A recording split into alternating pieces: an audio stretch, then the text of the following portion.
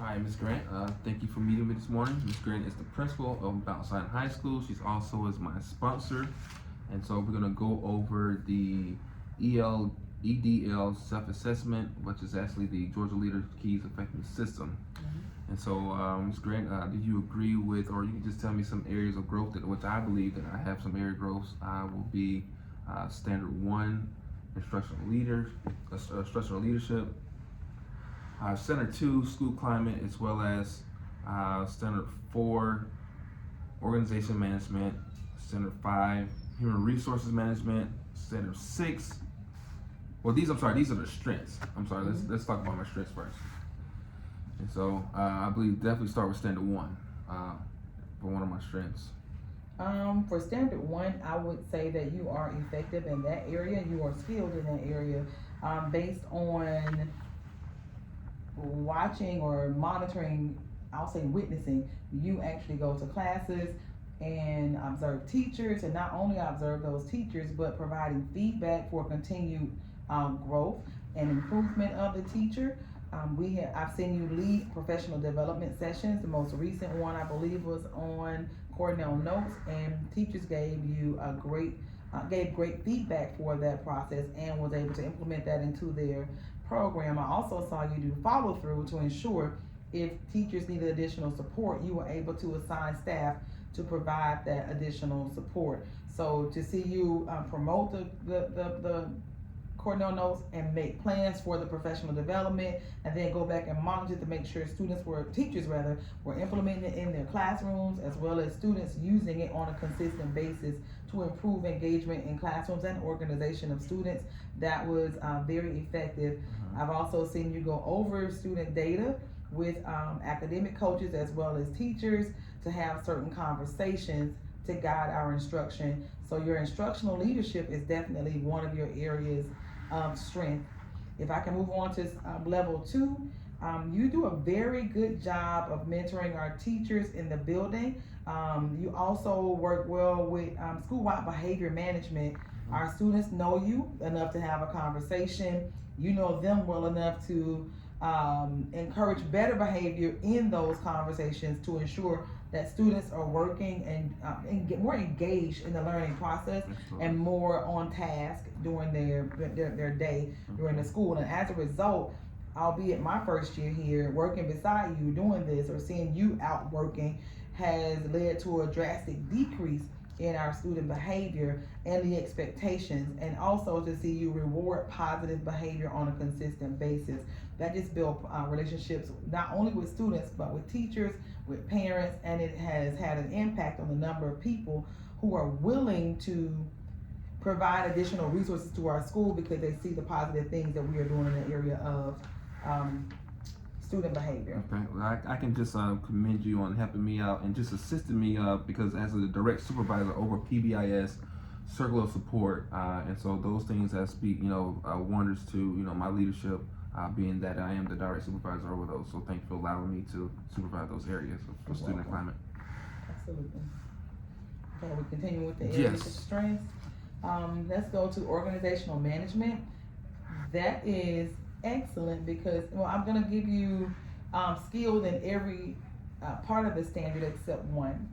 So when I look at all of the other objectives, I think you do a great job, even with our crisis management, with our badges, with our different plans that you call for each, conduct each month to ensure that we are ready for inclement weather, we're ready for fire, if a fire were to happen. Those things are done at the highest level of proficiency.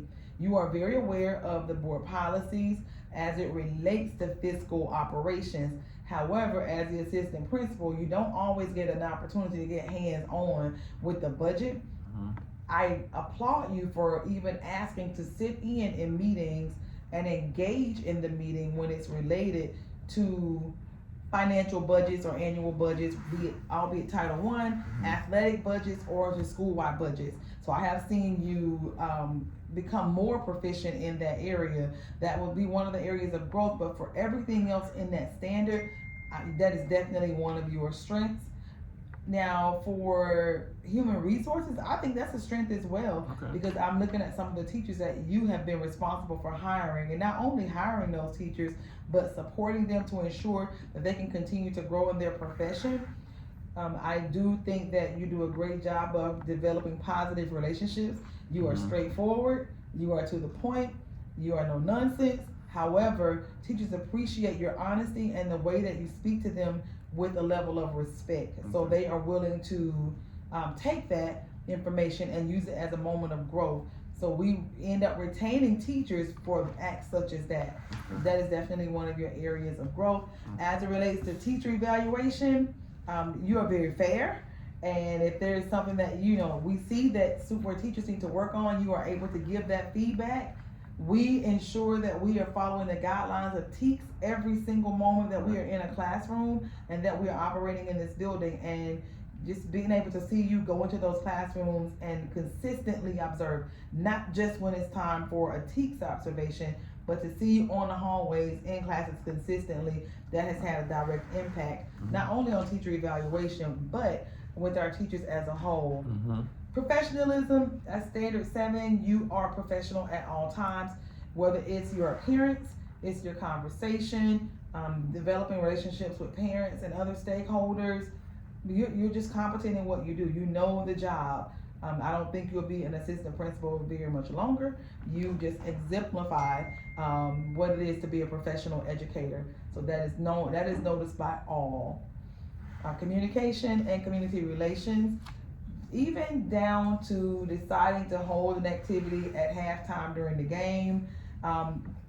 Parents, students who are in middle school, people just buy into what you're selling. So when you're able to communicate what is happening in the school, whether it's academic, if it's behavior, if it's attendance, if it's overall operations, whatever it is, parents, students, and the community and the staff, they all buy in because of the method in which you communicate and the level of respect that you use when you communicate with them.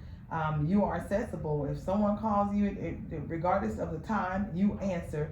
If someone needs help, you're there. You walk the building consistently, and people are able to see you in the building and see your presence, and that very presence actually prevents certain things from happening. Okay, nice. Well, thank you, Ms. Grant. I did wanted to say that one area I think I should get better at, and maybe a different rating, is definitely this teacher evaluation. Mm-hmm. I just want to be able to provide more effective and valuable feedback and timely feedback. Mm-hmm. And so I think there's the areas where I think I just want to get better at. And so Mm-hmm. can you give me some more ways or some strategies that I could do that more efficiently? So we're disagreeing on that. Yeah, we are disagreeing we are on that. disagreeing on that. So if you feel as if your feedback is not appropriate, one thing that I can say is to script the lesson. Okay. Take a recorder, and so when you can go back, you can listen to what the teacher is saying, or even video. Mhm. Take pictures, so you can go back and leave those pictures. So if you script it, and then you give your areas of growth and the areas of strength, the grows and glows, teachers can see what you're saying because they can read exactly, you scripted exactly what took place from the moment you were there to the moment you left. So every time you get to the different standard that you're rating, you can leave that part of your script in that section and then leave grows and glows. If you're concerned about a grow or glow, always speak with a colleague, whether it's another assistant principal, if it's myself, or if it's an administrator outside of this building, as long as we're not saying the teacher's name. But this is what I saw. Exactly what feedback would you have? If it's our academic support, if I saw a teacher doing this, how should I support them? So get the different research that you need, but you never fail when you're scripting the observation, because you can't argue when you tell people exactly what you saw. So when I'm going to tell you what I saw, then you go into what their glows and grows are and recommend next steps. Okay. All right. Well, I think that concludes this meeting, and thank you, Ms. Grant, for meeting with me. Absolutely.